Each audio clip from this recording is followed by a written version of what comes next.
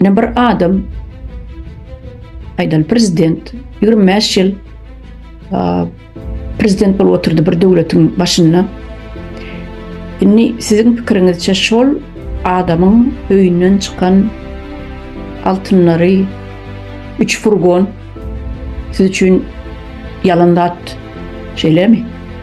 Yalandat bolýar şeylermi? 25 ýyl bir adam bir döwletiň başynda oturup öýünden 3 furgon altyn çykdy. Bol azrak dem siz üçin? Ne soraştaýdy? Sebäbi kanun boýunça işlemeýän döwlet bolsa, konstitusiýa diňe kagazy ýüzünde bar bolsa, hiç bir zakon hiç ýerde işlemeýän bolsa, eden edip ýörmeli bolsa,